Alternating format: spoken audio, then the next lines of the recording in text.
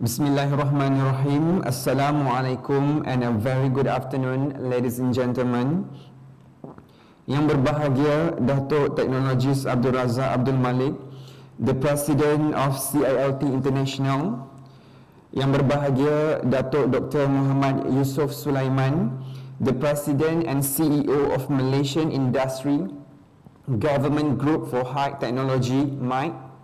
Yang berbahagia Datuk Muhammad Muhyiddin bin Abdullah, the President of Clt Malaysia.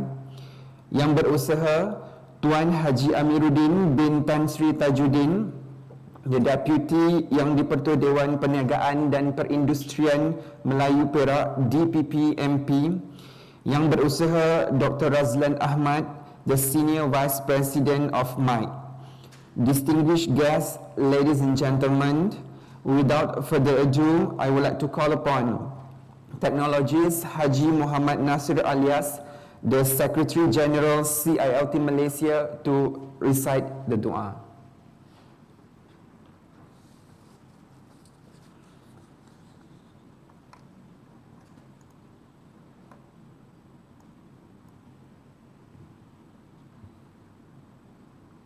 Al-Fatihah.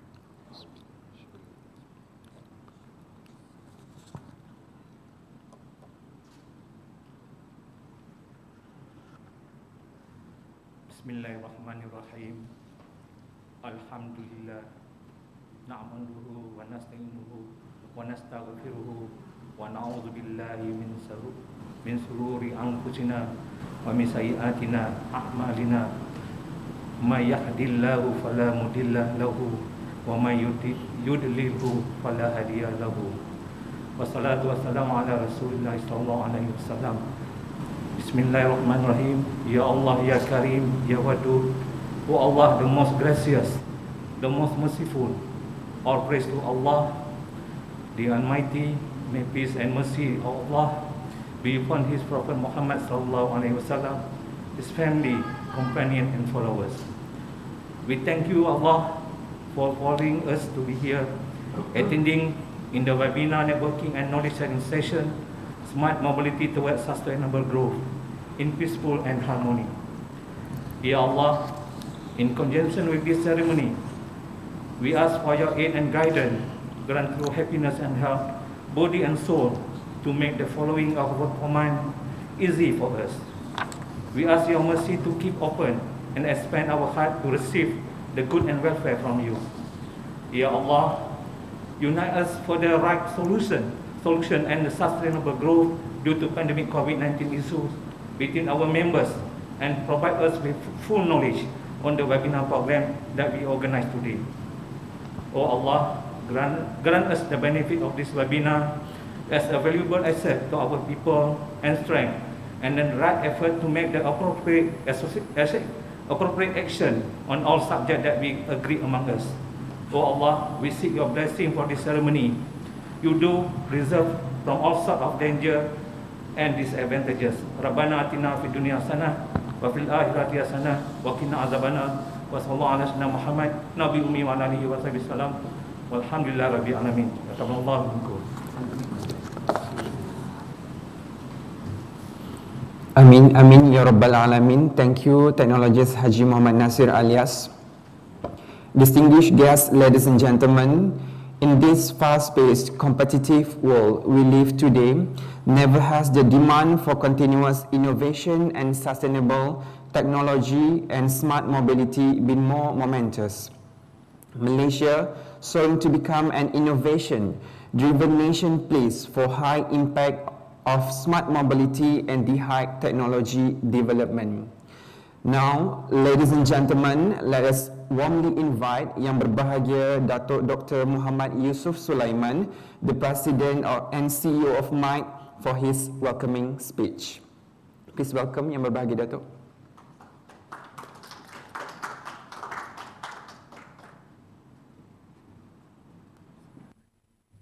Boleh buka ni ke? Takut tak dengar suara. Bismillah. So, Assalamualaikum warahmatullahi wabarakatuh. Good afternoon, my respected colleagues, Datuk Razak, International CLT President, Datuk Muhyiddin, President of CILTM, Clt Institute of Logistic Transport Malaysia, Tuan Haji Amiruddin, dia timbalan yang dipertua Dewan Perniagaan dan Industri Melayu Perak, dan my colleague, the one that's working hard, Dr. Aslan Ahmad, Senior Vice President of MIT, Council members of CILTM, ladies and gentlemen, welcome to MIT. Where you are sitting now is in this building. We purposely call it MIT Partnership Hub because we actually tell everybody you can use this place for free anytime you want to have any program or initiative. So I'm very, very excited about today's event because it marks a lot of new initiatives, and these initiatives are very much in line as the pengurusi majlis kita siapa Alif tadi cakap, we want to become an innovative driven nation. Sometimes we said we want to become a the high-tech nation pun. So how do we go about it? So I think one of the ways that we cannot avoid is collaboration. We need to partner with each other and complement and leverage on our strengths so that we can become one very strong force. Jadi bila CILTM approach us and looking at the possible collaboration in working towards making Perak green and develop, we really was very excited and embraced that idea immediately. And then of course with the help of Dewan Perniagaan, the Malay Chamber of Commerce Industry Perak, become another strong tripartite force for us to move Perak, and of course we can move other things forward too. So collaboration is very, very key. The other thing that we feel that this collaboration will become very, very important is the inputs of science, technology, and innovation. We can't avoid that. And I think this collaboration, the MOU that we have signed just before this meeting, is actually to focus on a few areas, which is the focal point of STI. We talk about 4R technology, so we have to really deep dive what we mean by 4R technology, because it can become so buzzword that we forget what it is actually is, how it can help us. And then secondly, we talk about sustainable cities. And these are very important points of growth. How can we manage cities in the future so that we are not only working there, but we can also live in a very well and healthy and secured and what we want out of life. And then finally, I think the strength of Perak maybe in the halal industry. And then this is where we always talk about halal, we talk about traceability, we talk about sensors, we talk about RFID, talk about blockchain technology and the rest. So I think this is very important. I mean, with the help of CILTM and also Dewan, that can also benefit from that collaboration. And finally, we had Tan Sri Noor Azlan a few weeks ago after RMK 12 was launched. He's the head of the Economic Action Council, and he said very, very strongly that this is our last chance.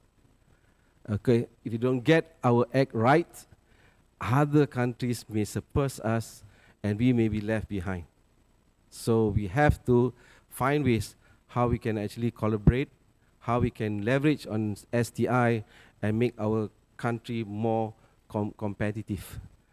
I shared with some of you just now that I just came back from Penang and I met two young agropreneur, one in Kuala Nerang, one in Permatang Pau. One breeds cattle and goats, the other one actually plant vanilla plants to extract vanilla from that. The young people with the right mentoring can actually do wonders. Datuk, So we need people like Datuk to mentor many of our young people. Dua-dua Datuk lah. to mentor people, because without that mentoring, startups or entrepreneurship may actually lack that vigor and that sustainability factor. So we have to work together. So the young and the not so young anymore has to come together to help the nation to move forward. So with that, thank you very much. I look forward to the MOU exchange. Thank you, Dato'. Thank you, Tuan Haji, for wanting to work with us. We are very excited to work with you. So everybody, enjoy the webinar and enjoy the rest of the day. Thank you. Assalamualaikum warahmatullahi wabarakatuh. Thank you very much, Yang Berbahagia Dato' Doktor. Distinguished guests, ladies and gentlemen, next let us welcome Yang Berbahagia Dato' Muhammad Muhyiddin bin Abdullah, the President Clt Malaysia, for his speech.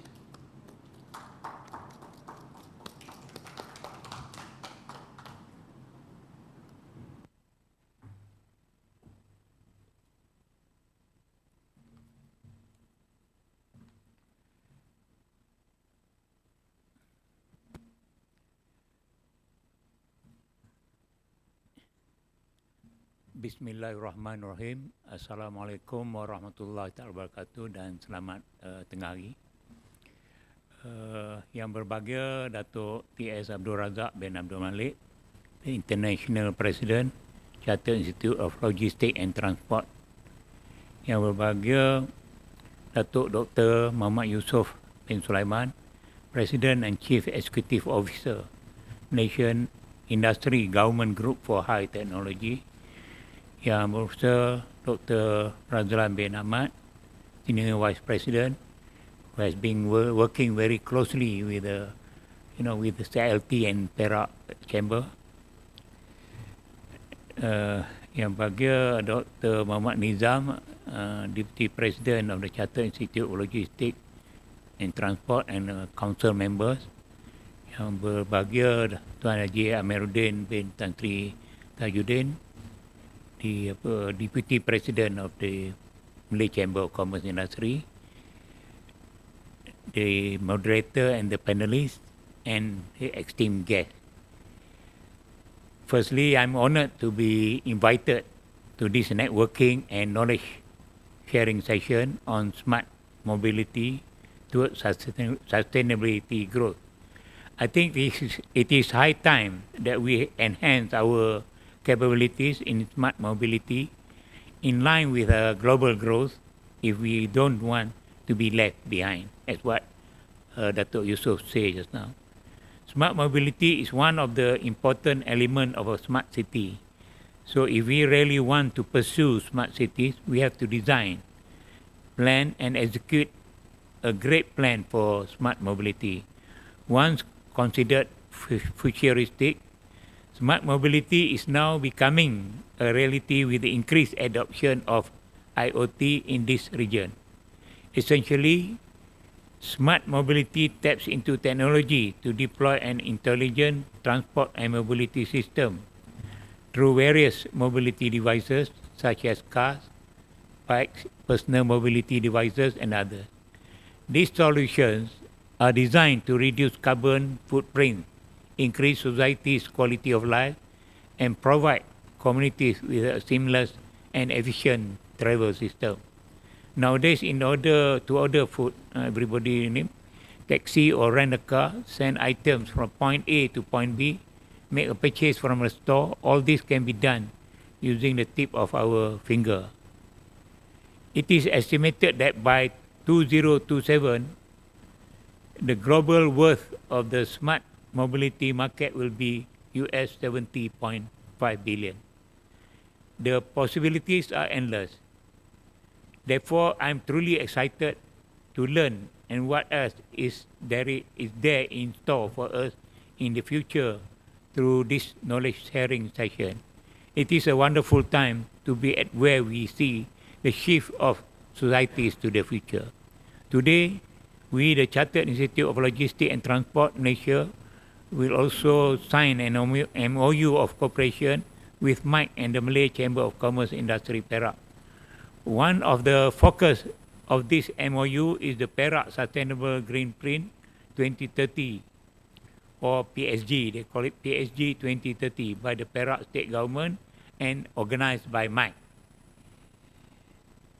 CLTM will provide advisory in the areas of transport and logistic services, solar energy, waste management, water management, electric vehicle charger, electric vehicle solutions, energy monitoring system, management solutions, and financial facilities.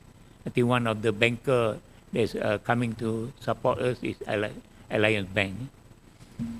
We are committed to work hand in hand with Mike to ensure the success of PSG 2030. We believe the green print will be the catalyst of green technology and initiative advancement for the state of Perak. Our resources in CLTM will be valuable in the execution of PSG 2030, especially in the area of smart mobility. Members of CLTM with multitude of different backgrounds are highly capable in delivering the best solutions for the program. I believe the budget for 12 Malaysia Plan 2021 to 2025 under RMK 12, which focus greatly on sustainability, will help our cause in providing expertise in smart mobility, especially on the incentive to spur adoption of electric vehicle in the country. We hope with the announcement of the budget, international EV industry players and investors will look forward favorably to invest in Malaysia EV ecosystem. We are also working closely with a company, member of PERCAMA, and a company that has proposed EV ecosystem in Pangkor under the PSG 2030. The Malay Chamber of Commerce Industry, Perak, on the other hand, will be an important local partner in Perak, as they know Perak the best.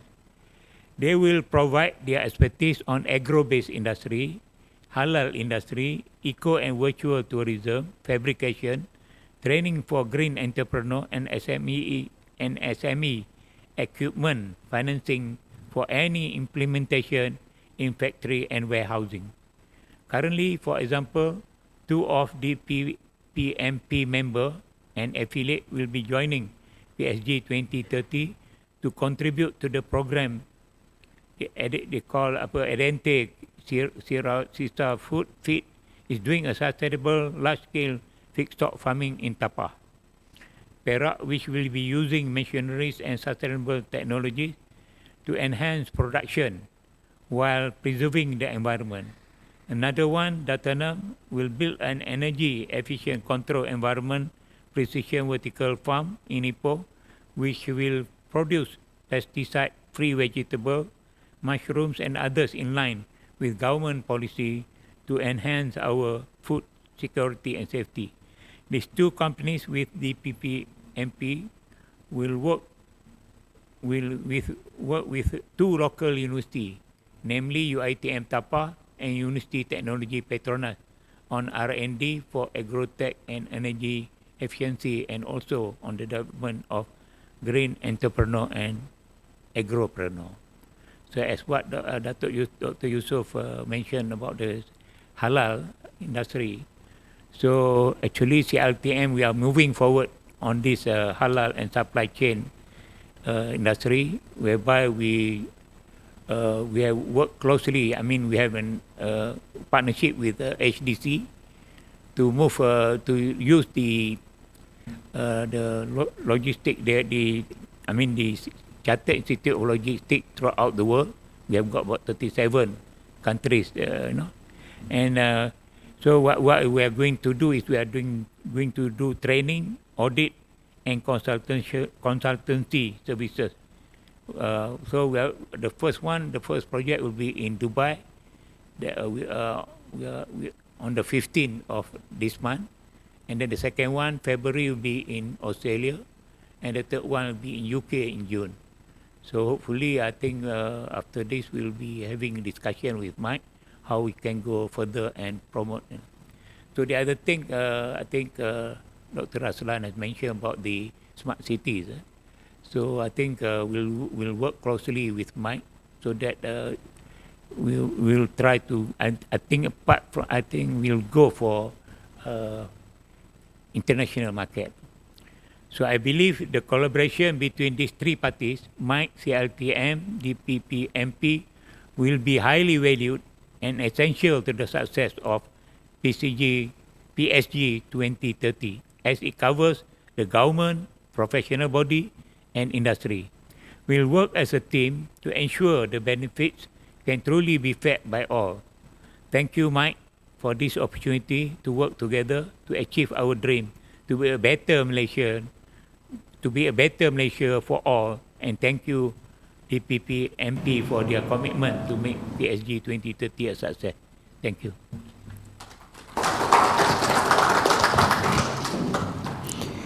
Thank you very much, Yang Berbahagia Datuk, distinguished guests, ladies and gentlemen. Now, let us warmly welcome Yang Berbahagia Datuk Technologist Abdul Razak Abdul Malik, the President of Clt International, on stage for his opening speech.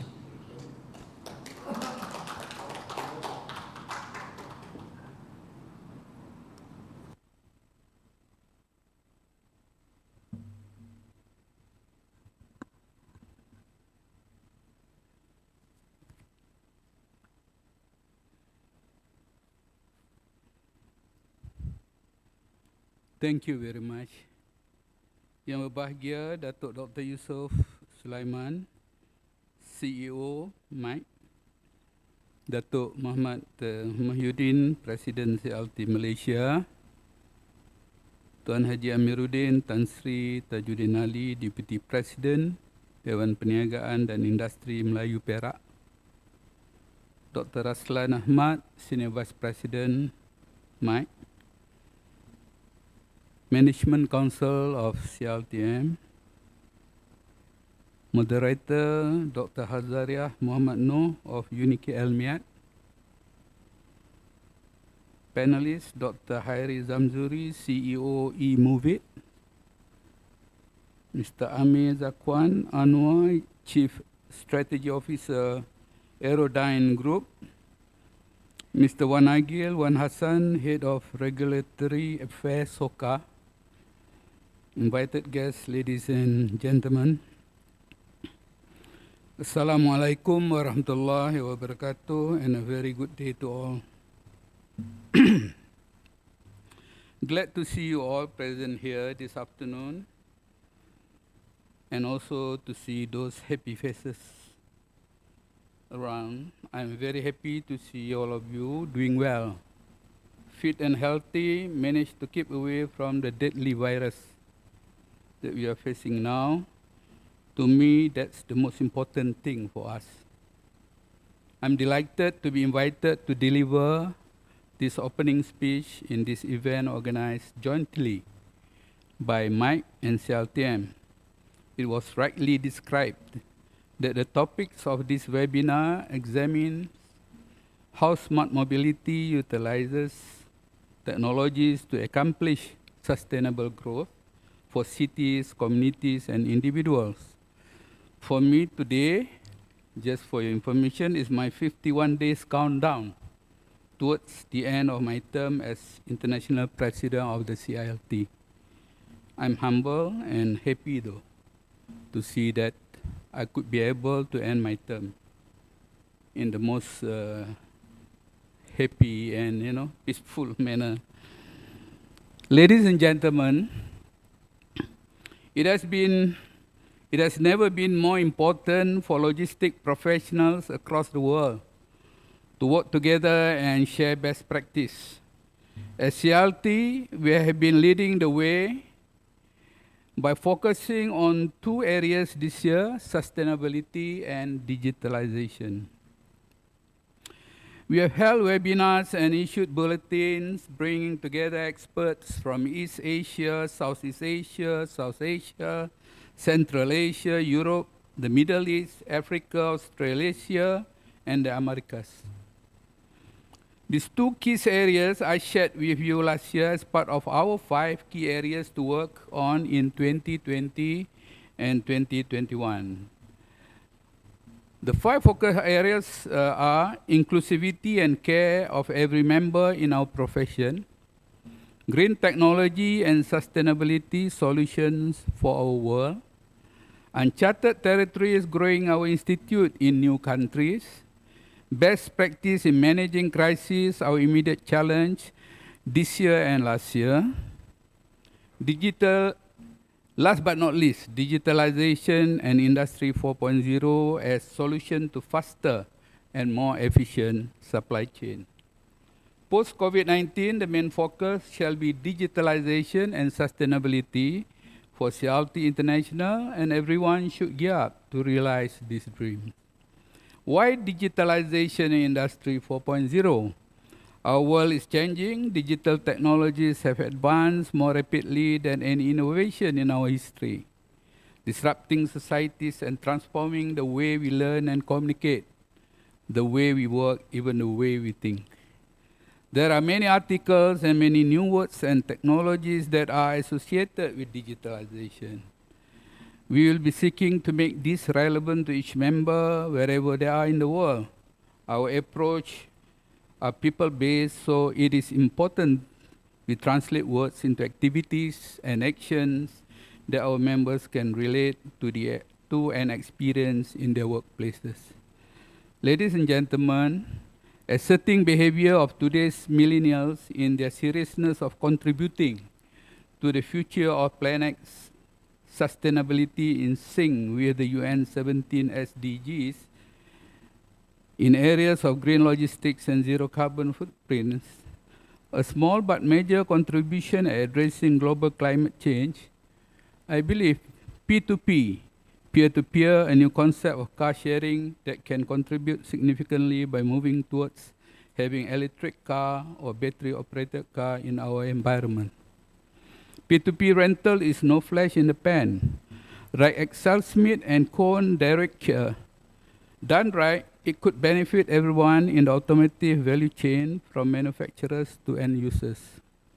Influenced in large part by the rise of social networks and smartphone technology, peer-to-peer car sharing is poised for explosive growth, gaining popularity in both developed and developing countries.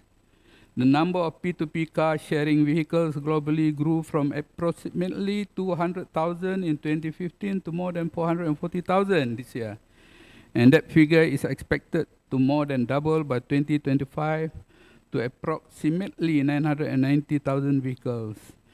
And according to Accenture's recent research, unlock the value of mobility services, turning business model into profit, the P2P market is expected to grow to US 21 billion, and by 2030 in China, the US, and Germany alone. The model is particularly attractive for millennials who largely use public transportation, but occasionally need a car for shopping or travel to locations less accessible by buses and trains.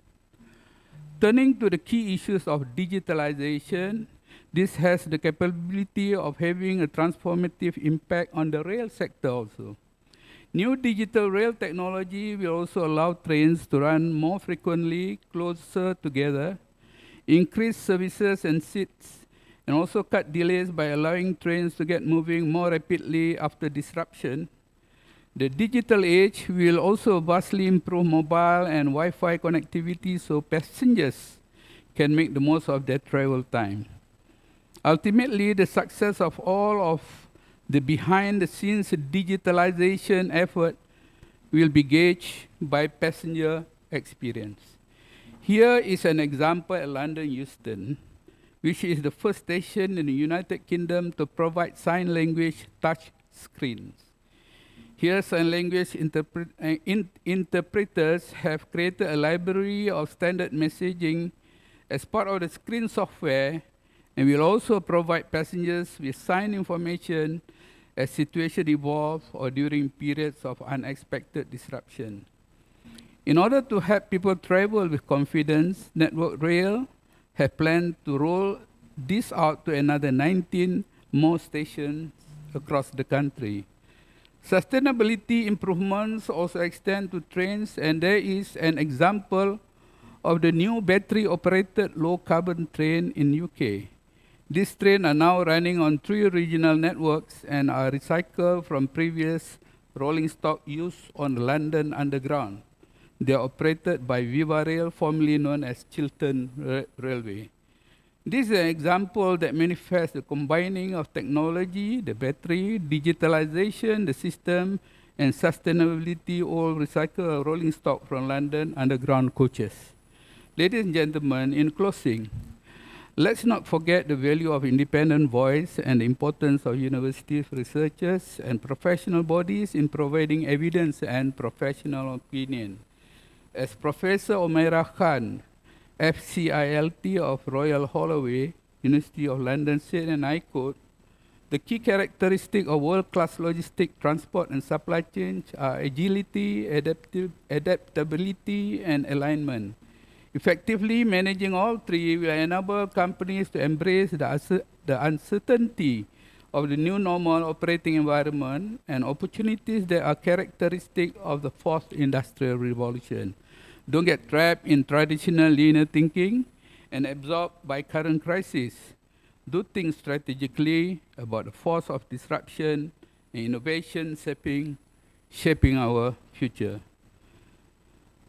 Lastly, lest we forget, we operate with inclusivity, caring, and supporting our professional members wherever they are. We have to protect and stand by what we are in CLT as a family and as a profession, and ensure no one or nothing threatens that without us responding very strongly. Our strength is in our family, stronger together. With all humility, I therefore open this networking and knowledge sharing session. Stay safe, stay healthy. Thank you. Wabillahi taufiq. Wassalamualaikum warahmatullahi taala wabarakatuh.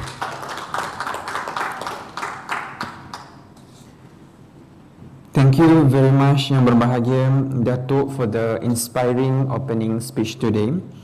Distinguished guests, ladies and gentlemen, now we have arrived at the pinnacle of our ceremony, the Memorandum of Understanding MOU exchange ceremony between Malaysian Industry Government Group for High Technology MITE, the Chartered Institute of Logistics and Transport Malaysia CILTM, and Dewan Perniagaan dan Perindustrian Melayu Perak DPP MP. And today, our historic agreement is to be witnessed by Yang Berbahagia Datuk Technologist Abdul Razak Abdul Malik, the President of Clt International, accompanied by Dr. Razlan Ahmad on stage. Please welcome Yang Berbahagia Datuk.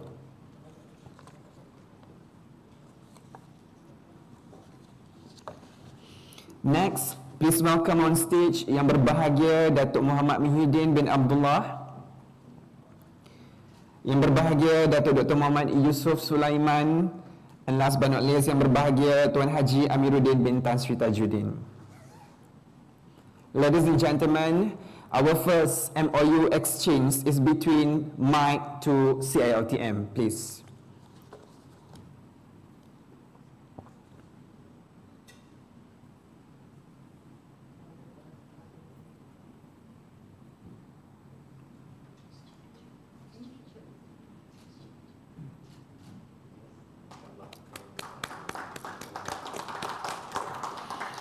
And next, the MOU exchange between MITE to DPP MP.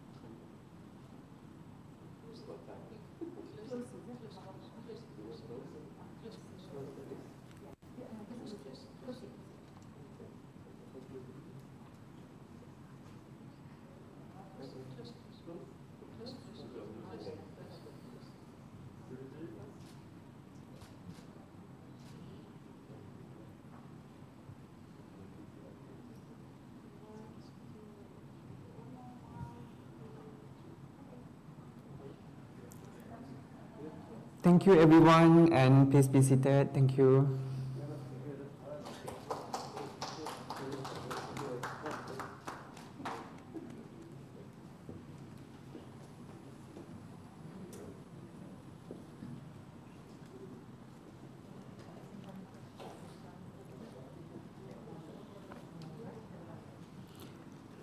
Next, the program will continue with the webinar titled Smart Mobility Towards Sustainable Growth. This webinar is to be conducted on a hybrid mode whereby we are currently live from the MIC Partnership Hub, which located in Cyberjaya, and the audience are currently can watch us virtually through Webex. On behalf of the organizer, we thank you for all the participants who has registered and joined with us today. Please let me introduce a bit about our webinar moderator. Yang berusaha Dr. Hazariah Muhammad Noh is currently serve as the Principal Research Gas Turbine Engine Research Hub and also a Senior Lecturer in UniKL MIA team. She is also a Deputy Chairman of Next Generation of Clt Malaysia. And for your information, one of the objectives for our session today is to look the way forward for achieving a smart urban mobility. Without further ado, please welcome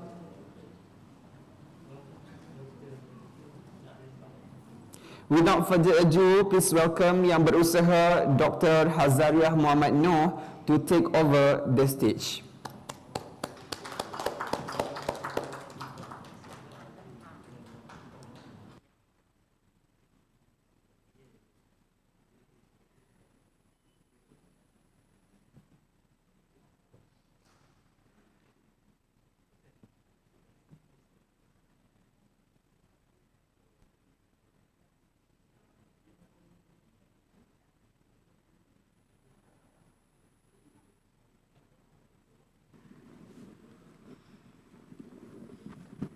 Mic testing. I think everyone can hear me, yeah?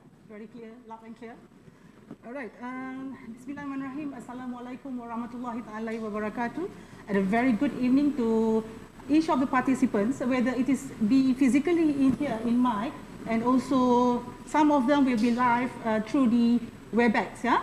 So thank you so much for the participant in order to witness the first physical webinar, yeah, from MIC and also CILT with the title of the Smart Mobility Towards Sustainable Growth.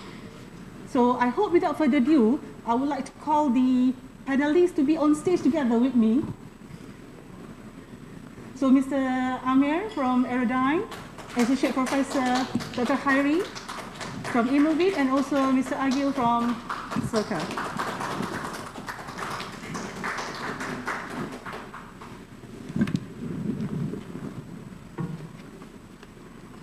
All right. I think before we start, I would like to highlight a bit of the information.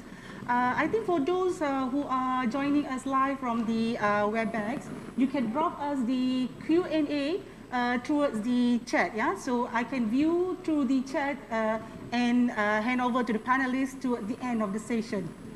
Okay, another thing that I would like to highlight also in this webinar, basically, we have our honorable guest to have the welcoming remarks from Dr. Muhammad Yusuf. He did mentionings about the mentoring, the elderly mentoring the young generations. Yes, and I do believe that whatever that we are doing here is trying our level best to communicate whether the audience in the various age, and we hope that it can benefit towards all of the audience. And then we have the remark from our president, CILTM, Dr. Muhammad Muhyiddin. He was mentioning about the sustainable development goals where no one left behind. All right? And also he did a wonderful remarks in terms of the smart mobility, which is, I think we're going to talk and brief more towards the panelist point of view.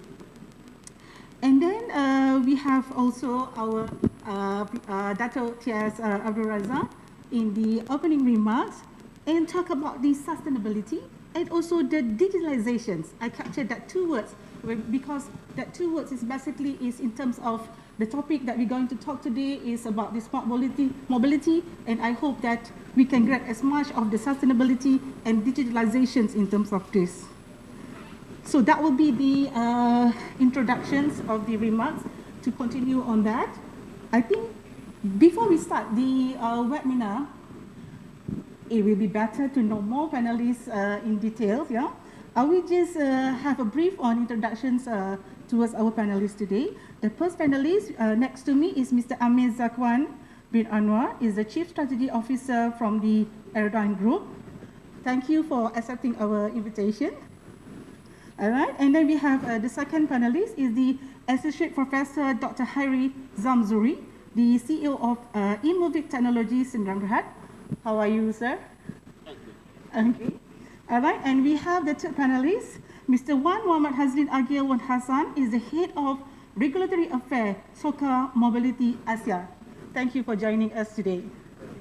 All right, okay. So we have a series of Q&A sessions towards the this round, yeah. And we hope also we can be have a live engagement towards the audience also, and do expect the Q&A in the middle of the session. Okay. When we talk about this topic, we know that the United Nations has supported the peoples and the government of Malaysia for more than 50 years.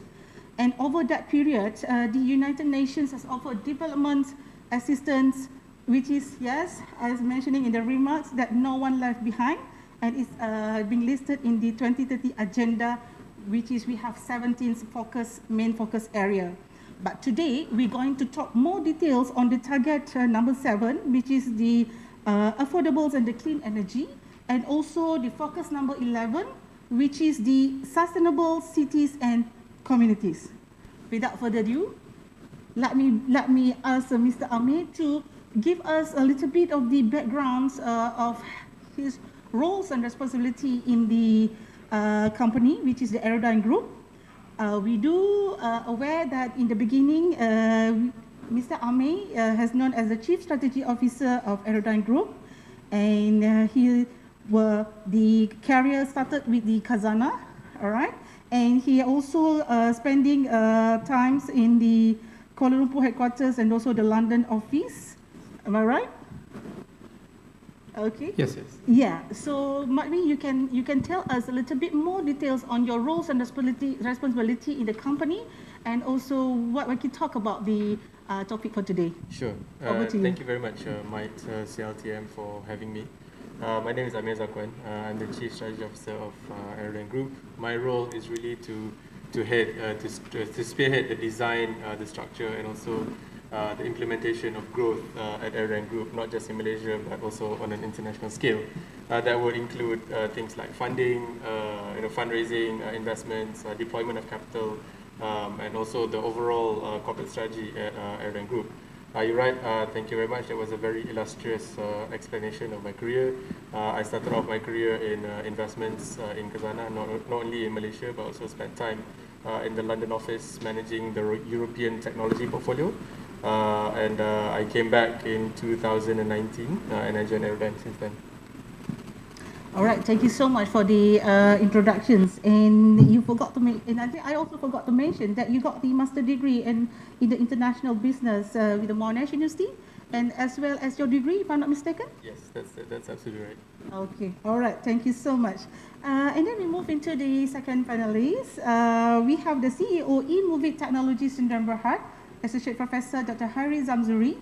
Graduated in the very interesting topic in University of Loughborough, UK, which is the Artificial Intelligence and the Control Design. And I think it is amazing to have somebody from Malaysia to have that topic to be the PhD holders. And maybe you can share with us a little bit about yourself, roles and responsibility in your company, and a little bit of your background. Thank you.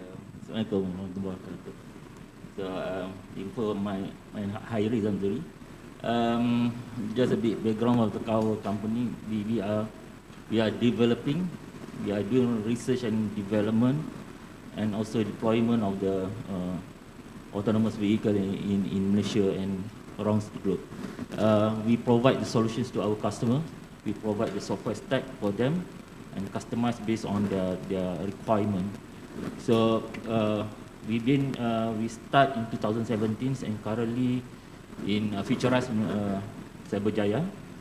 On the progress, we doing a lot of testing in Malaysia. We doing a lot of development, and in the early of this year, we going be approved by Ministry of Transport to test our vehicle, autonomous vehicle in designated areas of in Cyberjaya. So a bit of my background. Thank you to being called me associate professors. I'm actually from University of Technology Malaysia. Got my PhD 10 years ago, I remember, doing a high-speed train design in Labrador universities. And then I pursued a lot of research in autonomous vehicle. And then 2017, 2018, I try to commercialize it together with our counterpartners in Singapore. So there's a bit of background. So smart mobility is our main forte on this. Our technology is not only per se for a passenger car. It's not on the autonomous vehicle technology. Is not about passenger car only. It's not about public transport. It's not about logistic issues and so on. So that's a bit. I don't want to make it we can get back more details towards that later. Yeah? Thank you so much, Dr. Hairi. And then we move into our third panelist, Mr. Wan Muhammad Haznil Agil, and I call you Mr. Agil. Yeah. All right. Okay. He's the head of the Regulatory Affairs, SOCA Mobility Asia. Yeah. So he's also the advisor of the multinational companies, properties and development. All right, and also I can see that in here you also been a lecturer in your previous history, town and regional planning, and academic qualification in also urban and regional plannings from the University of Southampton, UK. So perhaps you can tell more details about yourself and the company. Okay, Assalamualaikum warahmatullahi wabarakatuh. Thank you for having me, Mike and CILT. Thank you for the introduction, moderator. So my name is Wan Agil Wan Hassan. I started my career in University of Technology Malaysia as a lecturer, and then I did my masters in philosophy in rail engineering and management. So I'm dealing with a lot of business investment in rail business, mostly on asset, rolling stock, and also passenger behaviors. Came back from UK, from University of Southampton, and continued teaching in UTM before I've been asked to join SPAD as a senior executive. And then I end my career in SPAD as a deputy general manager in 2018, 6 years after that. My biggest accomplishment is dealing with a lot of innovations like Uber, Grab, even SOCA. I got part of the approval and also the decision of regulating Uber and Grab, and designed the whole policy for e-hailing business. And then I took a career break. I deal with a lot of advisory jobs with Grab, with property developments like Ramonia. And then I've been asked to join SOCA because they have a new vertical called P2P car sharing, which pretty much excites me. So now I'm with SOCA for almost 2 years now. I joined them in 2020. Most of the time, my job is to facilitate both SOCA and governments, because this is the area of unknown. No one has any experience of regulating the industry, so my job is to facilitate both sides, government and the business. But of course, as a business, we need to be able to survive and also, make it more efficient and allow the P2P industry to grow. And currently, we are expanding into Bali, Jakarta. Hopefully we'll expand in Bangkok and Hanoi in 2022. All right, thank you so much, Mr. Aguilar, for the brief of introductions. And I know that you are dealing with the policies and such, but today we're not going to talk about the policy in details, but we're going to talk more details about the sustainability in terms of smart mobility. All right, before that, I would like also to highlight that thank you to the MIGE, the Malaysian Industry Government Group for High Technology, because we know that their mission is to serve the nation in advancing competency in the high technology through partnership towards sustainable development. And also not to forget that we also have here the Clt Malaysia. All right, the Chartered Institute of Logistics and Transport is the international professional body founded in the UK in the 1990s. Okay. And in Malaysia itself, we have the CILT, under the CILT, we also have the Women in Logistics and Transport, and also we have the next generation. As was mentioning just now, we need to mentoring, the elderly need to mentoring the young generation. This CILT under the young generation will help in order to boost more details and career enhancements in terms of CILT in Malaysia. All right, so we move on into our next round. Okay, when we talk about the Aerodyne group, yeah, Mr. Amir, we know that Aerodyne is DT3, right? DT1, planning and management, prepared flight operation, DT2 about the AI powered, DT3 about the digital technology and such, yeah? And if you look at the website of the Aerodyne, there's a tremendous information about what is the Aerodyne is doing, all right? Including they have the operations in 35 different countries, yeah, globally, and they have more than 560,000 critical assets and a lot more information to share. You can browse on the Aerodyne group. But in here, we would like to more details about the when we talk about the sustainable growth. Okay, means that people in general enjoy improved quality of life, including safer travels. Can drone, technology helps create safer mobility? Well, that's a very interesting question. And my take on that is that, throughout civilization, we have built cities in 3D. We have used geometry, we have used pyramids, we've used rectangles for skyscrapers, spherical shapes, whatever. But these are geometries in the 3D plane. But throughout history, and we've seen this time and time again, mobility systems are in 2D, right? So you're building very dense areas, you're building upwards, you're building downwards, but when it comes to moving around those geometric shapes, you're actually moving in a 2D plane. Let's think about it, right? So, but there has been some effort. For example, we look at companies like the Boring Company, which is spearheaded by Elon Musk, as well as Hyperloop. They're all trying to rethink about how to move within cities in a 3D plane. They're building downwards, right? But if you think about it, if you expand that thought a little bit, what air mobility is doing is also taking another dimension, which is moving it upwards. Right? Essentially, if you think about it. And air mobility, if you think about flying cars, there are already flying cars right now. Helicopters are essentially flying cars, if you think about it. But the definition of flying vehicles in our context, in our industry, is taking a step beyond helicopters, right? Helicopters are noisy, they are manned, they are polluting the environment because they use fossil fuels. But I think if you think about it, a flying car in our context, air mobility, urban taxi, whatever you call it, urban air taxi, whatever you call it, is essentially a large drone, right? And energy management systems have evolved so much in the last decade. Look at the strides in lithium-ion technology, where Tesla is using, etc., etc. The carrying capacity of energy per cubic cm has increased tremendously, right? And you've seen these advancements over the decades.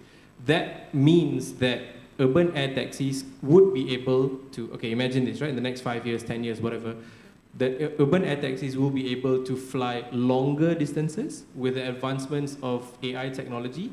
They will be unmanned, right? And what does that mean in terms of creating a safer more enjoyable experiences as you described, think about it. There will be less pollutants in the air because these urban air taxis use battery technology, lithium-ion technology, which means that there are no emissions whatsoever.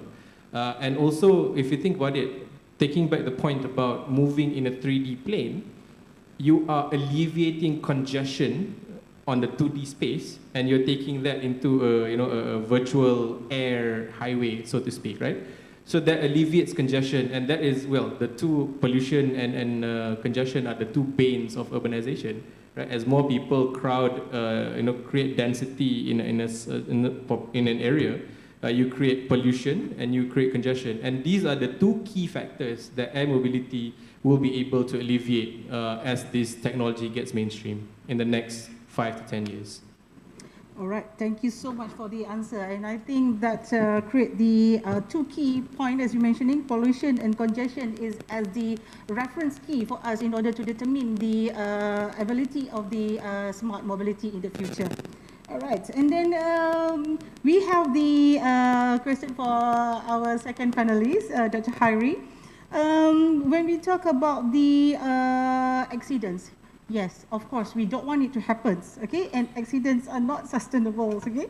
But when we talk about the autonomous car safe, which is exactly your field's area of research, yeah? How would Inmovit address this concern? All right. No, that question is actually every time I'm giving a speech, every time I'm giving a talk, that will be the main issues. I'm guessing the main issues. How safe is it safe for the AV? Is it safe? So, okay, prior to that, the technology of AV itself is already being here, all right? Based on SAE or based on the technology itself, if you drive a vehicle currently, at least you have ABS, traction control, lane detection, to jargon, right? The ones that giving a warning when you have object at the front, adaptive cruise control, you are just relaxing and then it will cruise out. So that is actually 2 steps before full autonomous being done. So in order for autonomous vehicle, we are talking about safety. Of course, we are looking at following the international regulation. We adopt redundancies or at least two sensors in detecting object. That for me. Okay, and then the other part is about I'm guessing it's about people awareness. People accepting that technology. All right. So that's why if you see on automotive technology, we don't jump from without what I can say, we don't jump drastically. If you follow the technology, if we going to have something like when we divert, there will lane detection, it will giving a warning, and then currently it will make sure that it's standard on the lane. So the technology is progressing so that people will be accepted. So that's the idea is creating awareness. So what in Inmovit doing currently for the past 2 years, 3 years, we're creating the awareness. We introducing the technology to the public slowly and slowly and slowly. So that's my Awareness. With the awareness, everybody can understand more details and understand more deep down. Yep. Autonomous car. Yeah. And safety. They are exciting to see. And as you said, that how safe is a very subjective thing that we need to create awareness in order for the audience to understand more details. Yep. Thank you so much. Okay, all right. And then we have our third panelist, Mr. Agil. Question for you. Yes, we can see Soka at every corner of the city. And I know that Soka is originally came from Korea. Correct me if I'm wrong, yeah? Yeah, you're right. Yes, all right. So, do you see Soka as complementing or competing with the urban public transportation? I think that's kind of like a question. It's a very straightforward question. But before I go and address that question, SOCA Malaysia is not kind of related to SOCA Korea because we build our tech on our own, our backend system, our platform. It's nothing to do with SOCA Korea. It's running on two separate platforms. So I would say that we use their brand name, but we are independent as a apps provider for car sharing. And understanding the whole ecosystem of public transport, we have rail-based as our backbone. We have buses as our feeder services, and we have taxi e-hailing as our first mile and last mile connectivity. But SOCA sit in the area of high-end drive. But traditional high-end drive, we are having people to just rent a car daily to run their errands or run their needs on mobility, satisfy the mobility needs, right? But again, SOCA come into the picture complementing public transport industry because we are not only allowing people to book us for one day, but we allow them to book us hourly, meaning that we are multi-flex provider. We are sit at par with taxi and e-hailing, but we allow people to drive on their own. The reason because if they just use taxi or e-hailing, they're just going to make a trip between point A to point B without having the freedom to do a flexibility or flexible journey. SOCA will allow that to happen. SOCA will allow people to do a flexible mobility, run their errands before they end their journey at certain destination. So that's where SOCA sit. But understanding SOCA as well, we look into the needs of expanding our scope of business. Last year, we decided to expand our business by introducing a new vertical called travel. So travel, if you imagine Airbnb, that's how we position travel. So travel is like an Airbnb for vehicles where we're trying to maximize the fleet utilization or asset utilizations. Most of the time when we buy cars, the car price will depreciate immediately, right? That will go, well, 10% perhaps, or maybe 20%. And then every year, the depreciation will happen. So in travel, we allow people to turn their asset to become appreciative asset and allow people to own mobility rather than own the vehicles. I think that's our key message. Based on the research, most of the time, people just use their car for between 45 minutes to 1 hour every day. Most of the time, cars will sit underutilized at parking spaces, whether it's at home or maybe in the office or garage. So what we do is we allow people to access that vehicle by improving and allowing that vehicle to be visible to those who don't want to own asset. I mean, the Malaysian culture is very unique because we want to own the asset. People see cars as some sort of like a status provision, right? So if I own a car and some people like, I mean, I own a car and my car is my second house. I got all my jackets, my suits in there sometimes, right? But most of the time, people just want to use car to make certain mobility needs. And they don't think that they should buy cars. So with travel, with SOCA, we allow people to access mobility. We satisfy their mobility needs.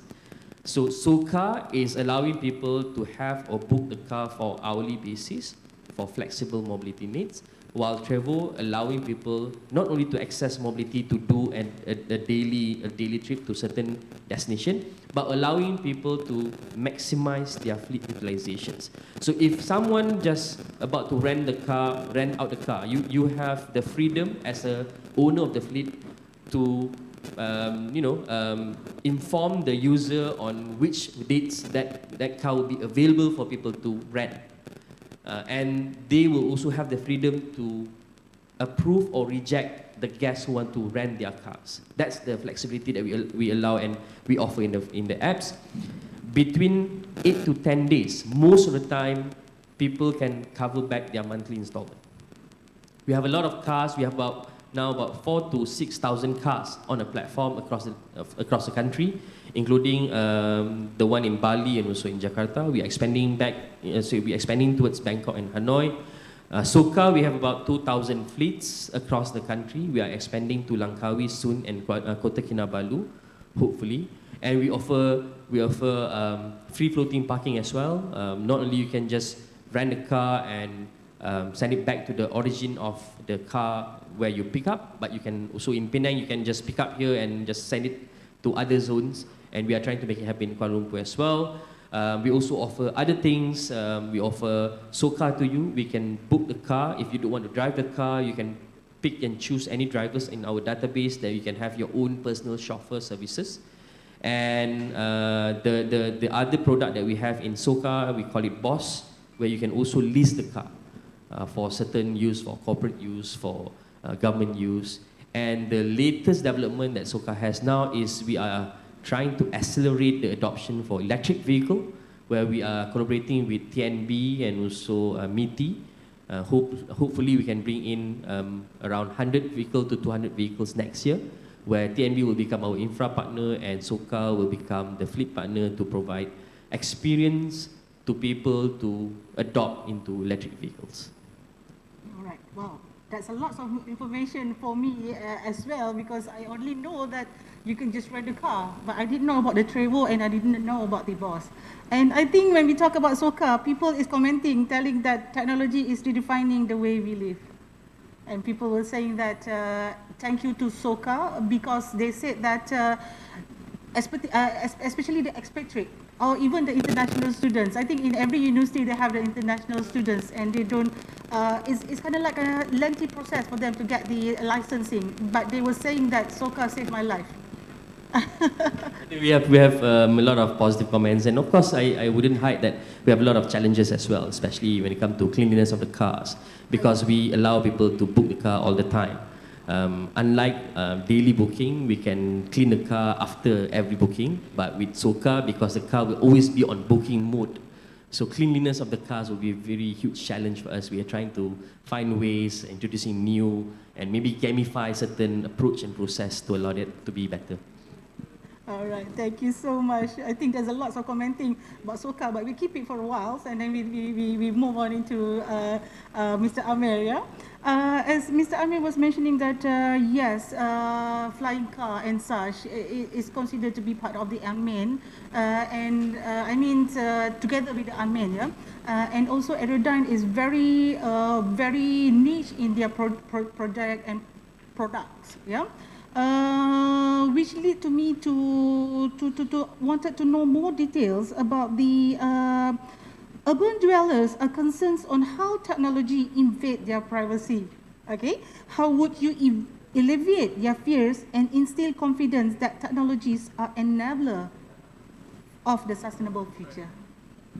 I think that's a very pertinent question. I think generally people fear what they don't understand. Right? Think about, imagine the days when, airplane was introduced. It's a huge chunk of metal is going to fall onto our heads. That's, but it's market education, right? Everybody flies on a plane right now. Asia has everybody can fly, whatever. But it's such a norm that you cannot sort of, you cannot separate air travel from daily life, right? So in this case, for us, it's again, Dr. Hairi mentioned about awareness, right? For us, what people don't understand is, the vision of air mobility in the future is that air mobility will be autonomous. It doesn't make sense if, urban air taxis, as I mentioned earlier on, or flying cars, whatever you call them, are piloted. It doesn't make sense. I mean, the whole cause of congestion and also accidents, 80 to 90% of it is actually human fault, right? If you have a regulated system run by an artificial intelligence to be able to make sure that these flying cars regulators know where they are. For example, each flying car is made sure that every flying car is airworthy. Making sure that they fly where they are supposed to fly within predefined, flying or air highways. It saves a lot of effort to really, like I said, congestion and whatever else. Right? So I think this is again, going back to the role of the regulator. Like for us, we are blessed that We have a very progressive regulator in Malaysia, at least in our industry. Civil Aviation Authority of Malaysia is very progressive, working with us to really find ways to properly regulate this, to really push this agenda, right? So that would mean putting in systems like what we call a UTM, Unmanned Traffic Management System, which is very similar to what we call a radar system for flights, for airplanes, right? And again, think about it, right? Civil aviation has followed many international standards, ICAO, IATA, etc. And these have been around for decades. Since the 1950s, 1960s, all these laws are in place. But for our industry, this is a nascent industry, right? The laws are beginning to be formed as people understand and adopt and accept this kind of technology. When we're the brink of Industrial Revolution 4.0, or we are already in it, right? Think about in the 1900s when people did not understand the agriculture revolution, right? When people started using harvesters, etc., it's going to displace jobs and whatever, because people did not understand what technological leap that would mean to human productivity, which is the same right now. With the introduction of urban air mobility, that would be the next cusp of the next leap in terms of technological advancement, which will eventually bring us to a happy and safer place, hopefully. Yep, and you said about that, meaning that the regulatory body needs to be in parallel with the industries in order to make sure that whatever that we are trying to achieve for the sustainable meet the expectation. Yeah, that's always the case for disruptive technologies, right? I mean, it's not just in our industry, in the drone space, AI and stuff like that, but also in the banking industry, for example. And you see examples of the Chinese regulators clamping down on Ant Financial, for example, maybe because there was a mismatch or disconnect between the advancement of technology and also regulators who are supposed to ensure that these technologies protect civil liberties, data privacy, and so on and so forth. So and this is the context all over the world. It's not just in Malaysia, but regulators all over the world need to be at the same pace as how fast technology is moving. But for us in Malaysia, we're seeing that the government has put in multiple initiatives to make sure that it's moving in the right pace, moving in the right direction with public and also private sort of collaboration to make sure that whatever regulatory reforms that take place are in line with whatever market requirements are, and as well as the fast-moving pace of technology. All right, thank you so much for that. That's actually when we talk about Mr. Amir just now mentioning about something that related to aviation. Yeah. Innovate is a technology that focuses on the high-tech, specialized in autonomous and robotic technology, and they have the terms of drive-by-wire. If it's in the aviation, we do, audience out there, yeah, we do have the fly-by-wire, but eMoveit create the drive-by-wire. Actually, I forgot the first crucial question to ask you, basically, about the how eMoveit convince the city managers and urban transportation planners that autonomous vehicles are the future and cities need to prepare for it. Okay. Convincing people that autonomous vehicle, air mobility, to convince them is very hard. Not implementing, but to convince them is very hard. But for us, I think for eMoveit, for Aerodyne, that's the future. Everybody is looking at it. Around the world, mostly people start doing of that. Okay, back to what our partner just said that about the mobilities, right? Just want to recap. In 90s, 70s, for example, right? Car is something like, wow, you have a car. It is something like, it's a privilege. It's a rich man. It shows that, and then it shifts to necessary. Alright, it's just I need car. People need car. Students need car. But then when mobility as a service is come along, like Grab, like Socar, I don't want the car. I want the service. It's a transport. It's not about a car. The ownership of the car is no way. If you see like Paris, in Tokyo, for example, you see that I don't want a car. I want a transport, a public transport that effective. That's the point. Because like Paris, 70% of them, the people inside the cities usually use public transport. They don't have a car. Because why? Parking lot is very expensive. Like Tokyo, you need to find a parking lot before you can purchase a car. That's the issue. And I believe that cities around the world were going towards that. So that's why mobility as a services or future mobility should be autonomous, electric, is connected, and it should be shared. The ownership of the vehicle itself is, I don't want a vehicle. You just imagine that we only use a vehicle, around 50% of the own. If you buy 1,000 ringgit car, so we're not using it 100%. Like what Mr. saying is right. It's just for transport. So to convince urban planner, I believe it's not about autonomous vehicle, but it's about smart transportation. It's about green.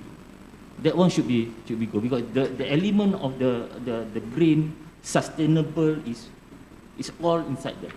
So one of the elements is smart transportation. That will be the key element. All right. Thank you. All right.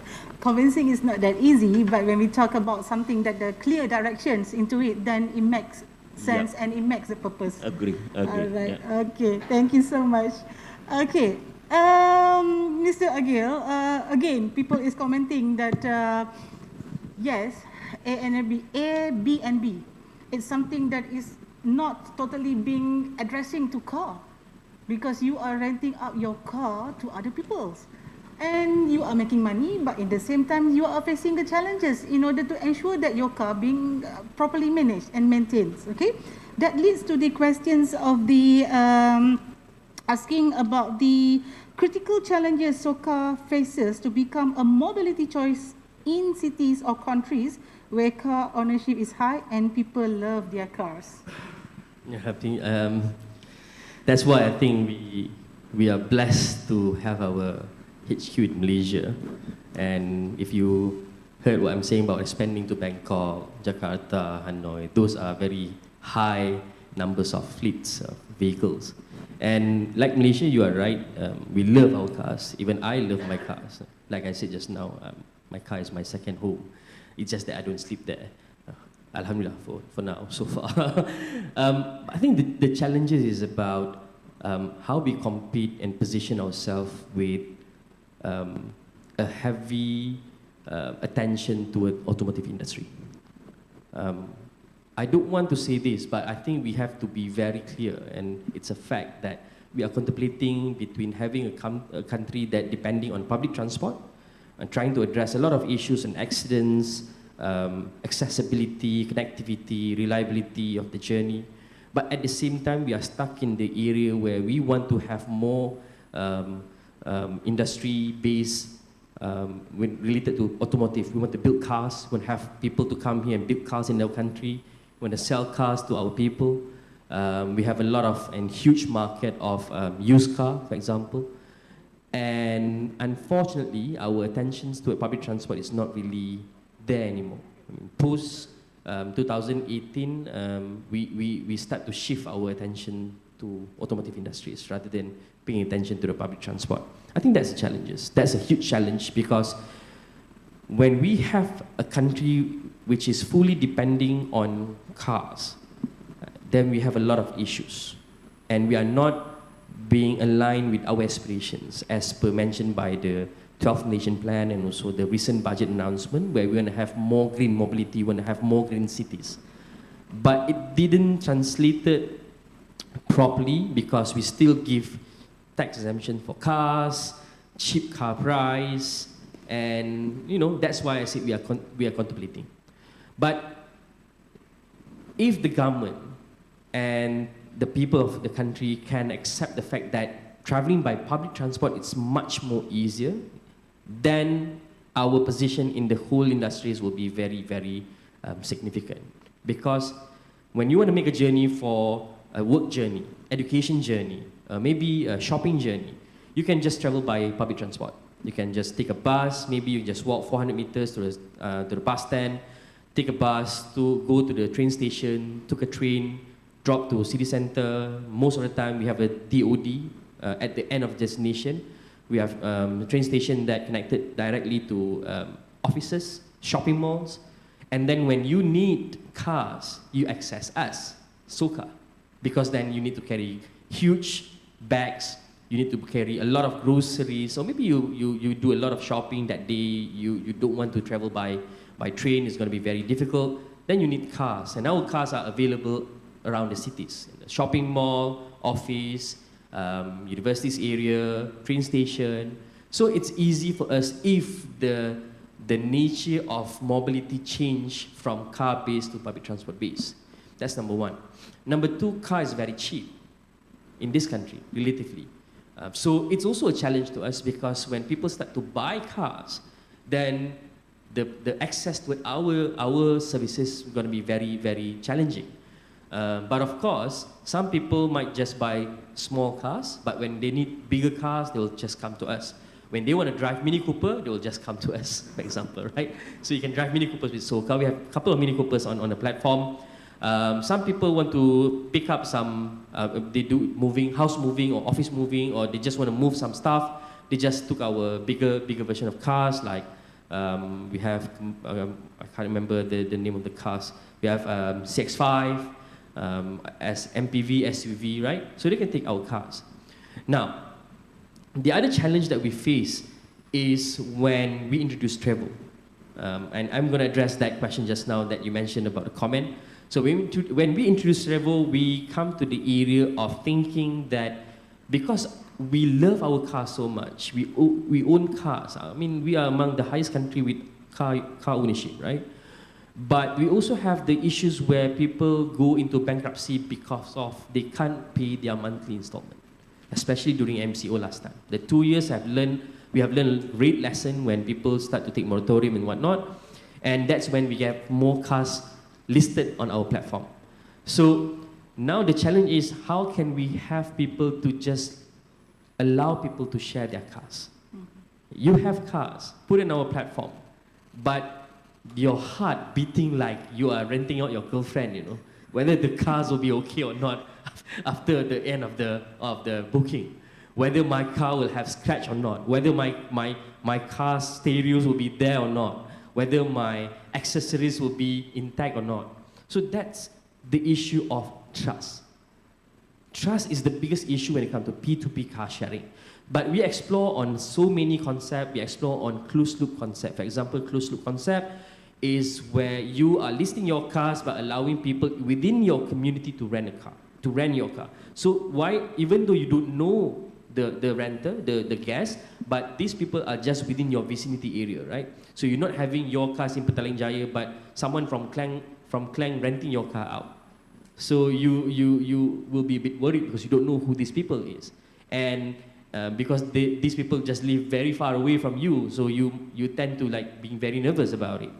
But of course, as a host, you have the freedom to reject any bookings. So that's one of the areas we're trying to address the challenge of trust. I think that's the biggest challenge in P2P car sharing. But we're also trying to accommodate certain needs by introducing what we call Travel Shield. Travel Shield is an insurance product on our platform. We allow people who want to book the car and people who want to list their cars on the platform to subscribe to that Travel Shield. Then Travel Shield will be able to, reimburse back on any damages if involved in accidents or whatnot. But of course, we still need to advocate pay-per-use insurance, which is not a norm in this country. So insurance is another challenge because we don't have P2P insurance. We have to pay insurance in bulk, for example. We just successfully worked with Bank Negara and also Piam by introducing what we call extension insurance, where we have you, when you lease your car, you already have your insurance, right? Then if you lease your car as a P2P car share, then you just need to pay a certain amount for extension, which allow your car to be protected. We have got Alliance as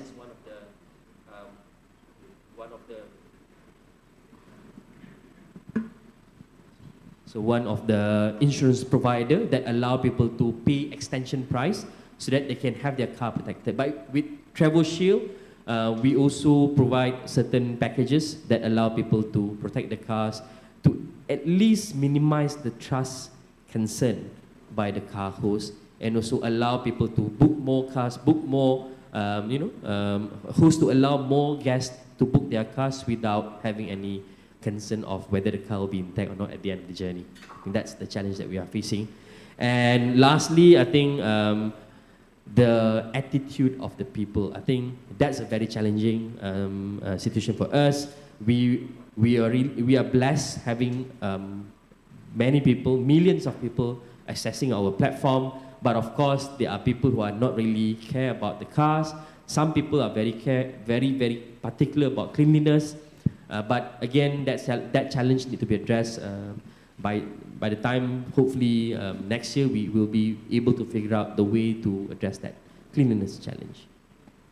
All right, I think there's so many things that I need to digest, because there's a lots of challenges that you've been mentioned is basically what I'm thinking. Because yes, I love my car, and I think I'm kind of like scary to rent it over to other people that I don't know. But again, he was mentioning about something that is related to the RMK12. Yeah, just to let the audience, just to recap back. Yeah, during the readings of the 12th Malaysia Plan, our Prime Minister Dr. Sri Ismail Sabri Yaakob has revealed a few changes about the automotive sector. Is including the achieving the natural goal for the carbon neutral goal, yeah, by 2050. And also, I think there's the most important thing about the EV, the incentive, the benefits. Yeah, this is out of the curiosity. So, how many SOCA cars that you have that relate to the EV? Okay, we don't have an actual fleet yet. But in 2017, we partner up with Comos and also DBKL to explore the Renault, I can't remember, Renault Zoe, yes. But it's not really a success because the charging time is very slow. The car itself is it's not really a car, right? But the lesson learned from that partnership, there are two lessons learned. The first lesson is the car price is very, very expensive. The average of EV, if you look into an import market, is between 130 to 180,000. That's the price of EV, not including tax yet. That's why we've been lobbying so hard to get the exemption from the government, and thank God and thank you to the government that government listened to us and gave us 100% tax exemption on import duty and other things. So price. Second issues or second learning that we have from the partnership is the charging station location. So when we do that, the charging station location is very odd. It can be very difficult for people to go and reach out, because one of the thinking that we had in mind as a normal people, like when we want to buy an EV, is that what will happen if I couldn't find charging station on time and my car is running out of juice? So I cannot, maybe I'm going to stuck in the middle of nowhere without be able to charge my cars. So charging facilities need to also sync up with mobility heat map, our demand information, so that we know where to build charging station based on the hot spots of demand. Then we'll be able to address that challenge of running out of battery, right? And when it comes to price, that's why SOCA took the initiative with MITI to accelerate the adoption of EV by allowing people to access EV first before purchasing. So we are able to allow people to access the fleet with us. Like I said, we are hoping to purchase the EV next year. We are finalizing our plan with TNB, and also we got the special permit to import from MITI. So by next year, we are hoping to bring in 100 to 200 EV, hopefully based on funding, and allow people to access it and experience it. Then we will allow people, we will be able to allow people to appreciate EV and also start to purchase EV. Without these two, price experience and also charging station location, is going to be very difficult for people to understand whether or not EV will survive in the country or not. Yeah, I think if you wanted to elaborate more on that, there will be the whole day sessions. Yeah, so we're talking about automotive, then we back to the aviation or aerospace related. Yeah, so Mr. Amir, when we talk about drones, there's so many people is commenting about drones, safety, regulatory, and such. Yeah. But when we talk about the creative uses of drones, yeah, technology in general, that you have seen used by city managers or transport planners to help them make their city smart or even sustainable. Can you comment on that? Well, I'm out of juice. Yes. Okay. All right. This itself, I think, is a 5-hour lecture. Creative uses of drones. I mean, we ourselves, we use drones for data capture, but data capture can be in multiple forms, right? RGB, LiDAR, thermal, whatever. But essentially, our business, you rightly mentioned business before, it's DT3. So the first DT is drone tech, second is data tech, third is digital transformation. But I think when we talk about the drone industry, I think we need to recalibrate our thinking a bit, right? It's not about flying a hobbyist drone. It's not buying a DJI Mavic and flying it. No, it's beyond that, right? So drones itself has multiple shapes and forms. You have VTOLs, you have industrial type drones, etc. You have cage drones, you have ROVs, multiple, and then you can customize payloads, etc. But essentially, what a drone is used for is really to capture data. The money maker is really what do you do with that data? That is the bread and butter of our business, right? So in our business, we have 4 sort of key verticals, right? So the first vertical, which we just launched, actually a silver lining out of COVID-19, is actually really pushing the adoption of drone technology in the agriculture space, right? So right now we do, we manage and mechanize large-scale agriculture plantations, specifically in palm oil, to really, in layman terms, would be to make agriculture sexy again, right? To really influence or encourage reverse migration from urban areas back to rural areas to really to inject infuse technology in the usage of in the agriculture space. But at the same time, we're also pushing or actually launched just recently our fleet of autonomous drones, right? And when we talk about autonomous drones, these are drones which have edge computing and are able to make decisions on the fly, right? So again, this alleviates the usage of a pilot, right? And you can fly what we call beyond visual line of sight, right? So you can fly, for example, you can have a drone in a nest, what we call a charging station, we call it a nest, punya difference sikit. And in this context, for example, you can have a drone in a mine in Chile, for example, which is piloted from here in Kuala Lumpur, right? And all you need is a 4G or LTE signal, and with 5G, it's just going to get better because you get 0 latency on video transmission.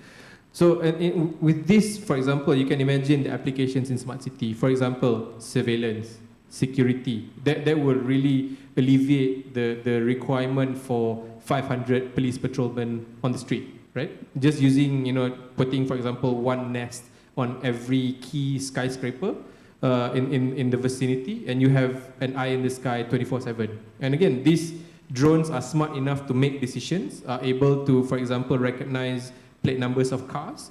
And for example, when we talk about traffic, speeding cameras, etc., you can have drones to actually pinpoint the plate number, for example, and tie back to a JPG database, for example, to identify who the owner of the car is. You can even identify things like, hey, actually this is not the plate number for this, the plate number of this car is actually to a motorbike, for example, which means this is a stolen car, right?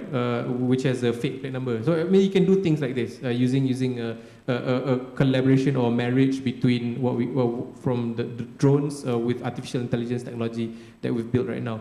But think about expand it further to include things like Internet of Things, right?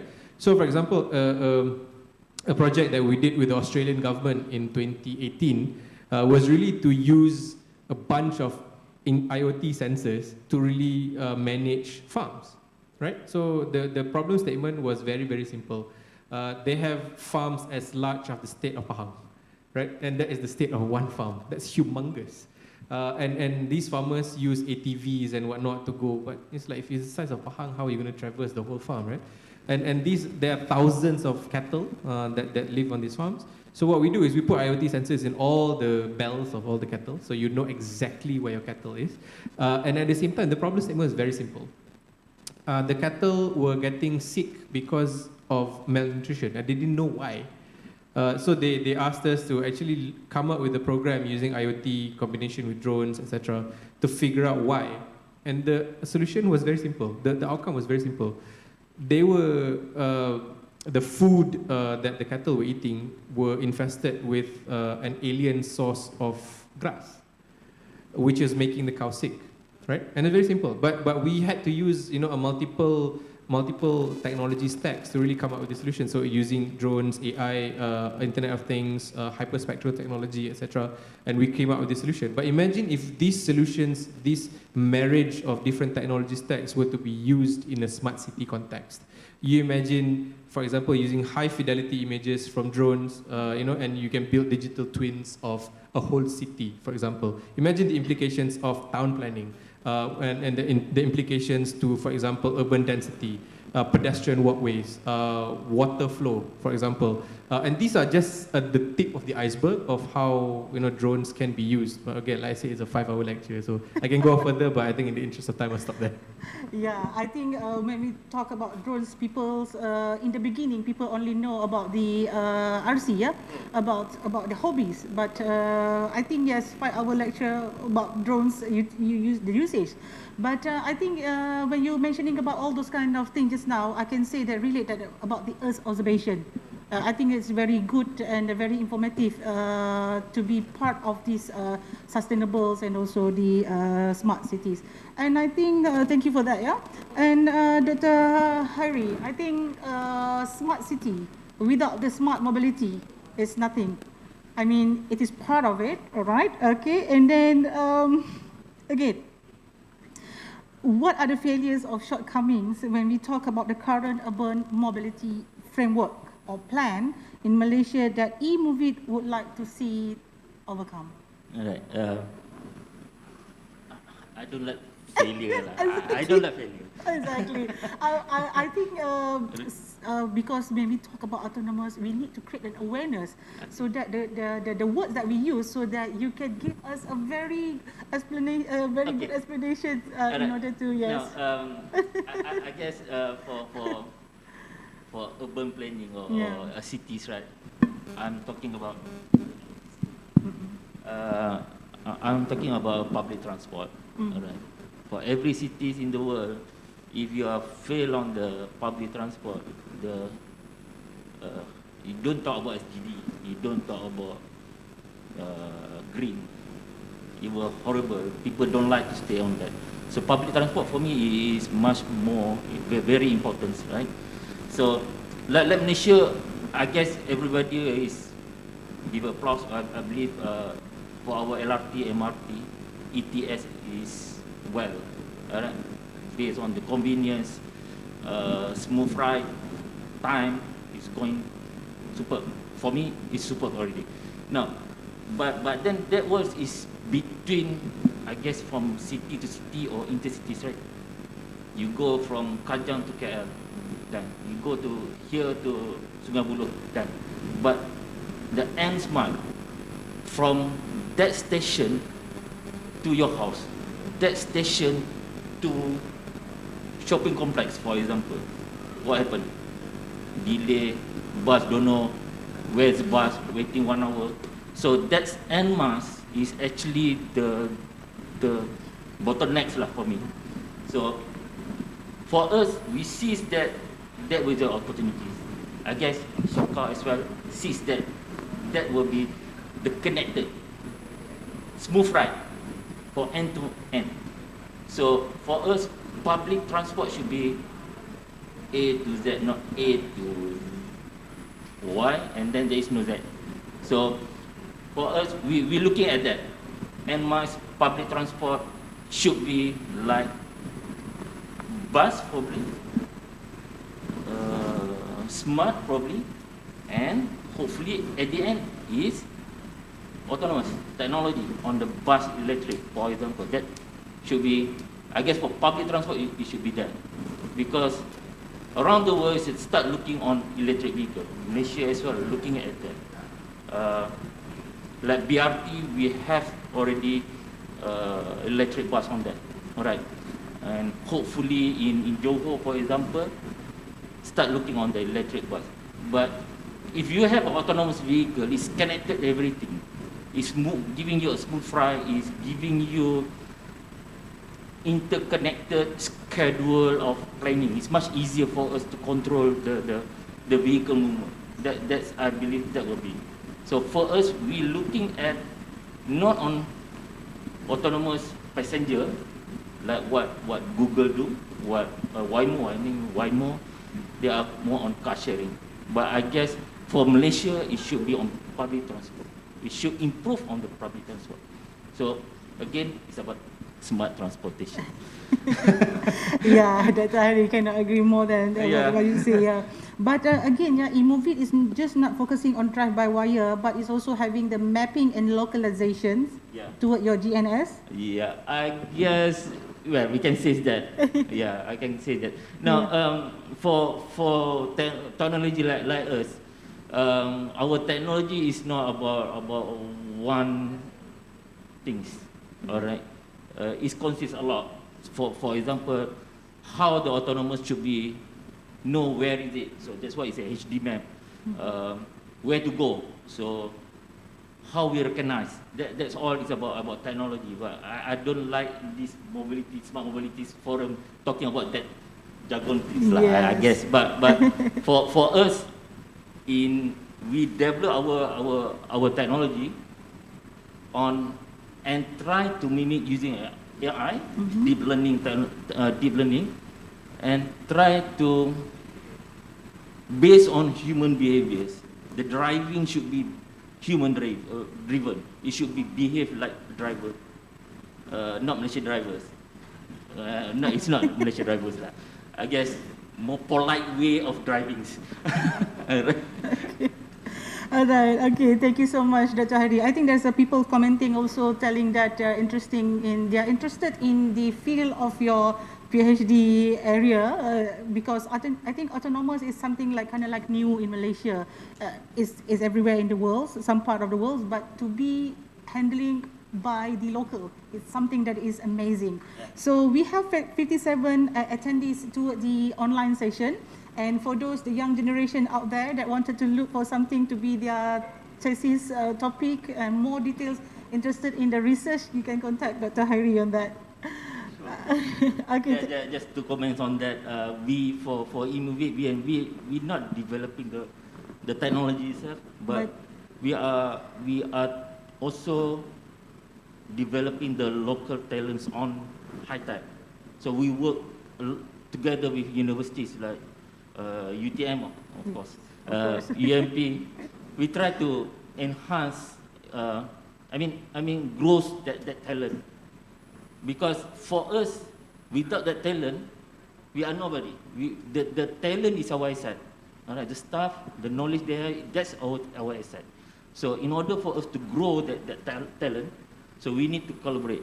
So that's why we have partners. We looking at the universities level, get the talent, make sure they get a PhD and work with us. So that's how we work.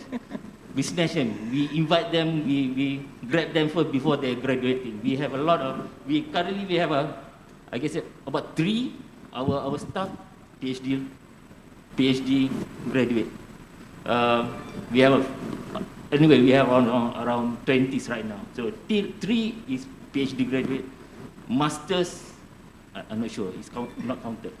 So that's all is about R&Ds lah. All right, okay. Yeah, you yourself already supervised more than 13 PhD students, and I think that will be the same feel. Yeah. Yeah, okay. All right. Okay, thank you so much, Dr. Hari. And I think that will lead to the last question for our third panelist.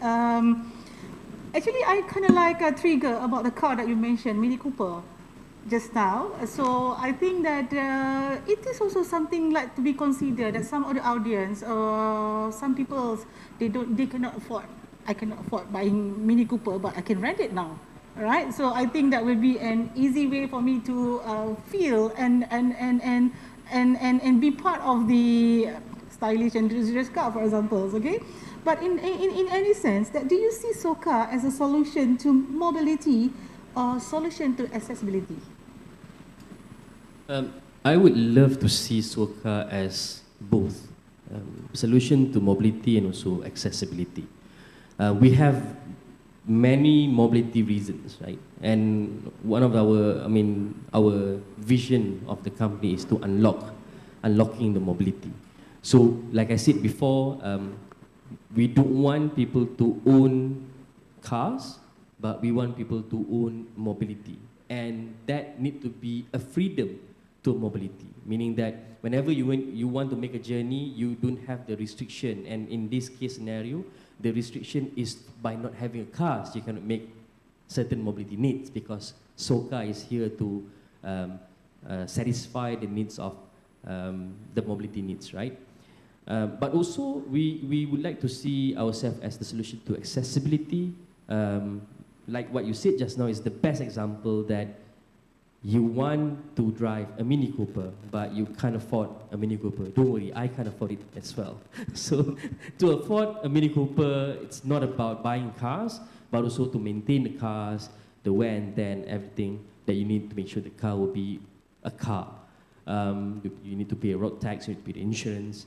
But I'm not going to buy a Mini Cooper because, in my view, it's not a practical car, but I would love to drive it. So we allow people to access to that kind of fleets, not only on SOCA, but also on travel.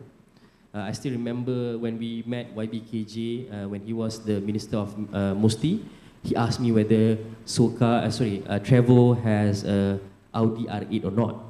So we said, not yet. And he said that if you got R8, let me know because I want to drive that car. So that kind of experience, and people want to, perhaps to the extent that if people want to buy cars, for example, I want to buy Mercedes GLC, but I don't want to buy and then I don't like it and then I just need to have to sell the cars. But perhaps I want to rent a car from Travel. Someone want to rent out their GLC, Mercedes, drive the car, I like it, and I'll buy it. So those kind of experience is a solution to accessibility. Because we have diversified models on platform like us, Travel. We have Mercedes, we have even Rolls-Royce. Someone want to experience a Rolls-Royce, you don't buy a Rolls-Royce, right? You just go and click on Travel, book Rolls-Royce, we can have a chauffeur to drive for you, and you experience one day with Rolls-Royce. Maybe you want to bring your husband, your wife, your girlfriend, your fiancé to a nice romantic evening. Then you can just access the cars and allow the experience to be satisfied. So that's us. That's SOCA. We are not only a solution to mobility, but we're also a solution to accessibility to allow people to satisfy experience, mobility needs, and whatever dreams that they want to achieve, but not at the expense of their cost. Buying and not happy and sell it, then I have to work with Qasim because now Qasim is buying cars from people who don't like their cars, right? But not only that, we also like to see our company as a solution to alleviate certain financial freedom. Like I mentioned, our experience in MCO, we have seen so many cars listed on our platform. Like I said previously, we don't really drive our cars. Our fleet utilization is very, very, very low, between 10 to 15%, and most of the time our fleet are underutilized, and we're offering a situation or an opportunity for those people to really get away from that financial burden by renting out their cars and satisfy the needs of monthly commitment. But I didn't mention one thing. I mentioned about 8 to 10 days that you can satisfy your monthly needs. between 12 to 15 days, you can even make an income of 10% after you pay your monthly installment. Just imagine by owning a car, you're actually making money out of it. So it's no longer a depreciative asset, it's finally become an appreciative asset. So that's how we want to position ourselves. All right, thank you so much for the answer. I think we have less than 15 minutes. We have quite a few of questions from the audience. I think I would like to address this question to Mr. Ameh from Ms. Sabaria Muhammad, asking about what are the fundamental factors ensuring the success implementation of smart mobility, and how do you see the readiness of Malaysian society in adapting it?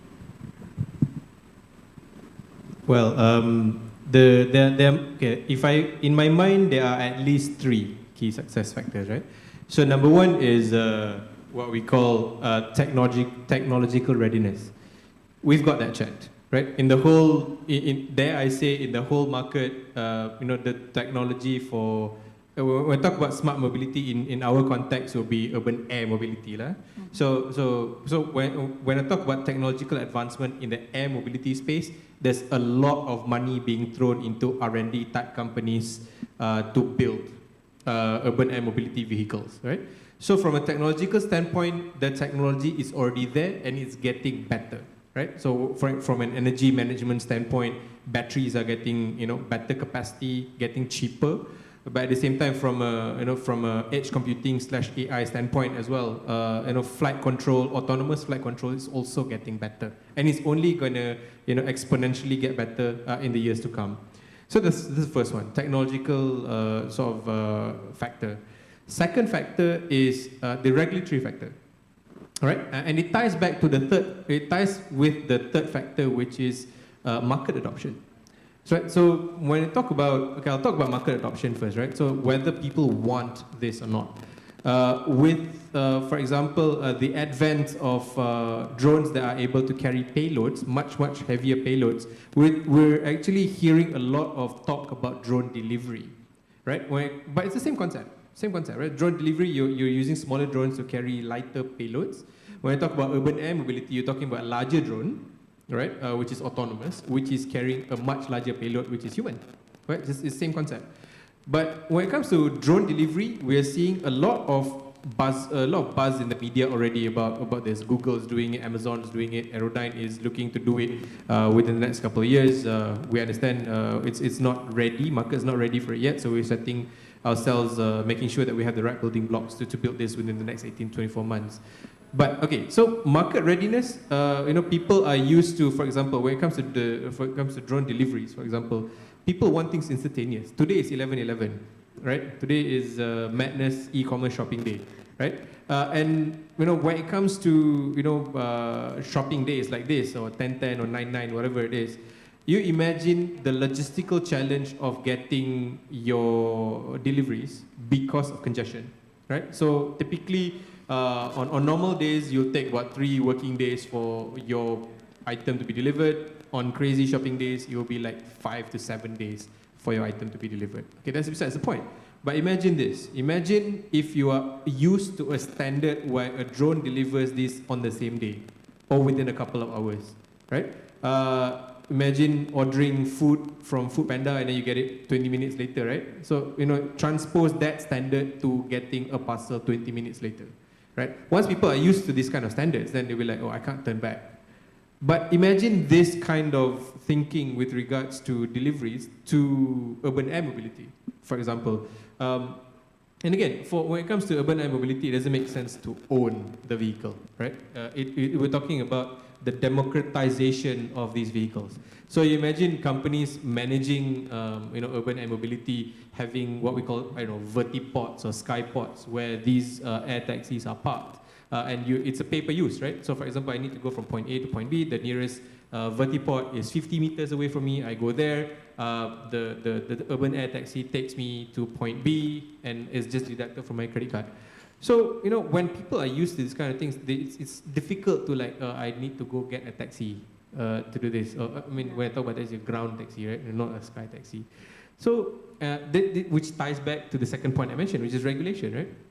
For market adoption to take place, market wants to know that the safety standards are the utmost priority.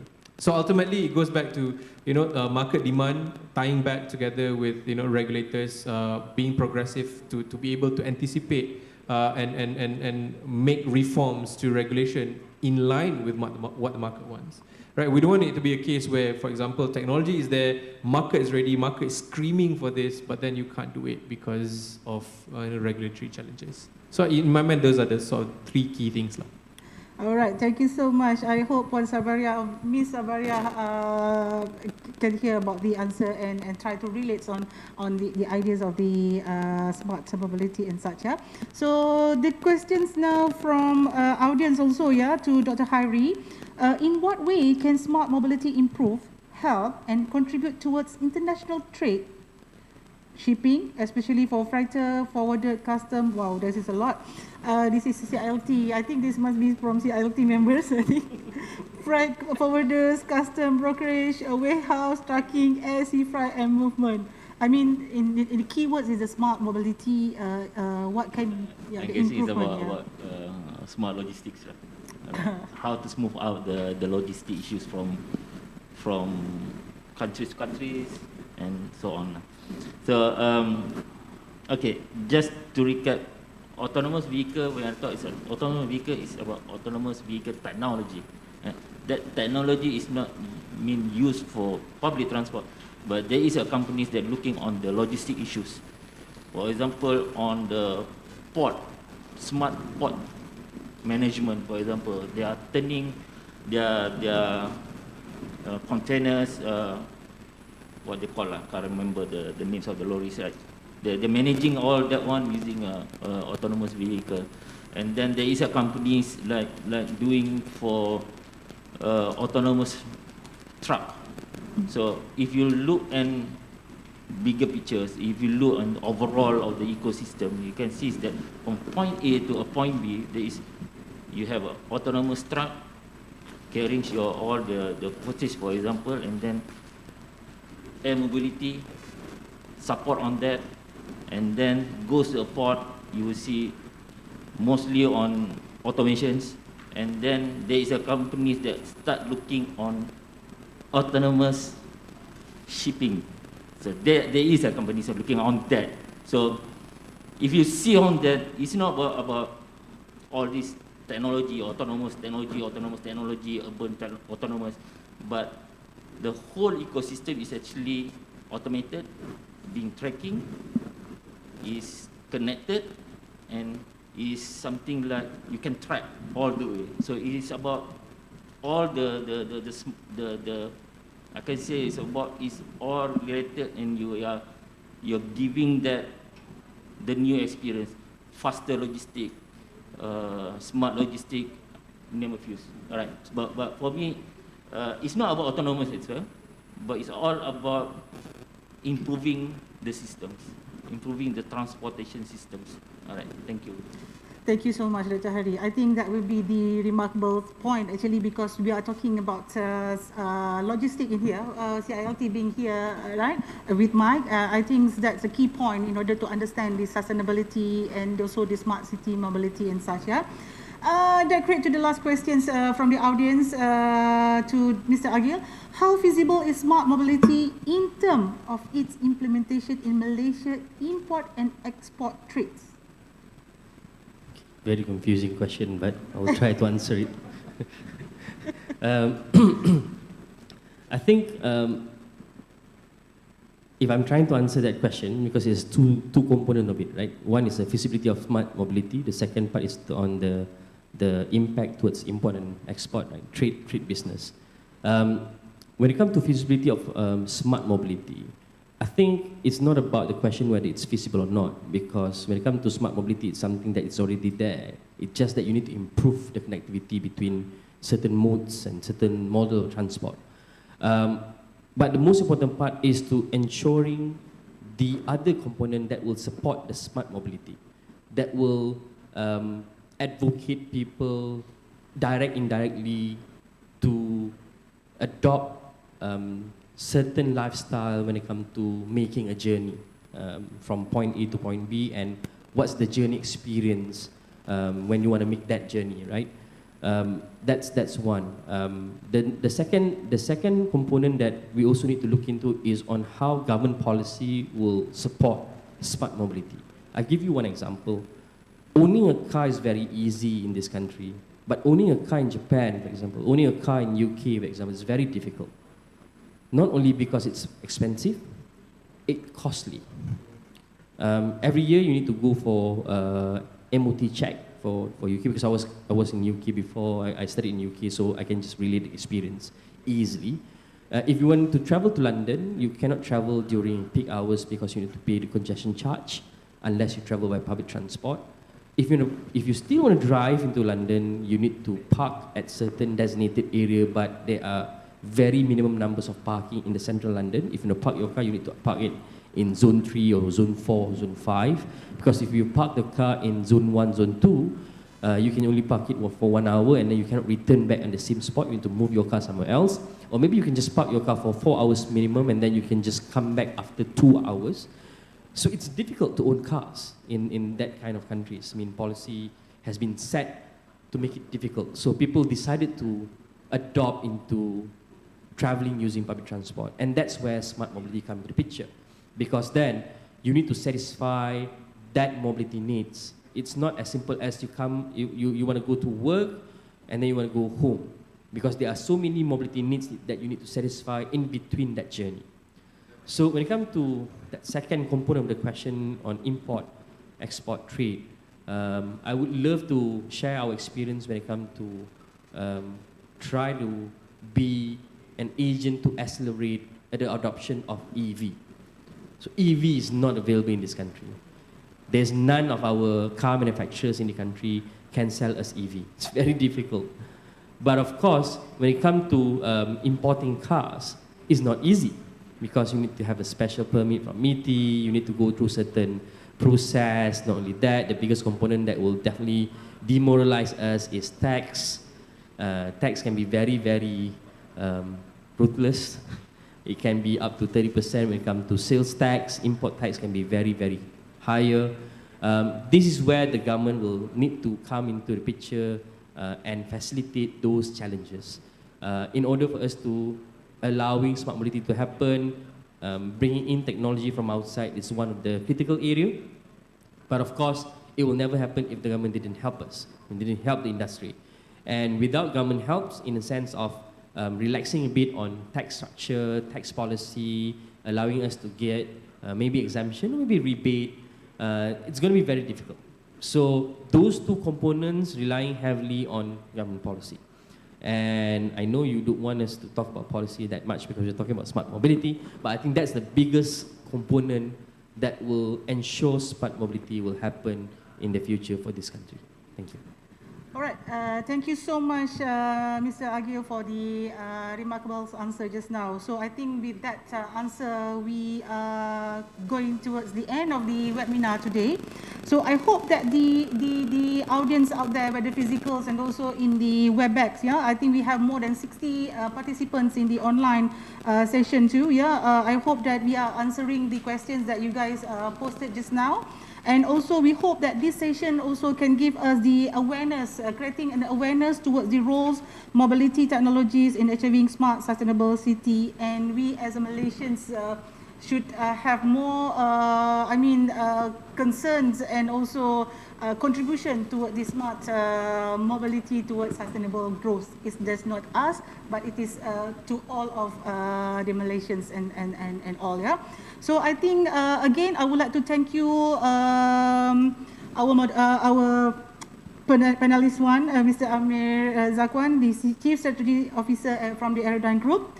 Our second panelist, Dr. Hairi, Associate Professor Dr. Hairi Zamzuri, CEO of the Innovate Technology.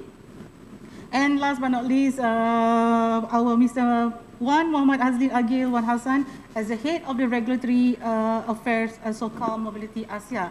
And in here also, I would like to thank you so much for Mike to giving us the space so that we can have the physicals webinar today. And thank you so much for CLT Malaysia for joining hands in order to create this awareness towards the logistic and transport in future, inshallah, sustainable and towards the sustainability growth. So by that, I'm Hazaria as your moderator for today. Thank you so much, and we hope to see you guys again. Thank you. Thank you very much to our moderator and all the panelists today. Once again, thank you everyone for who has joining us today. Hope to see you again in future and have a nice day.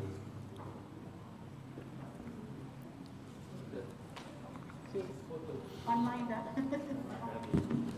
Photo session.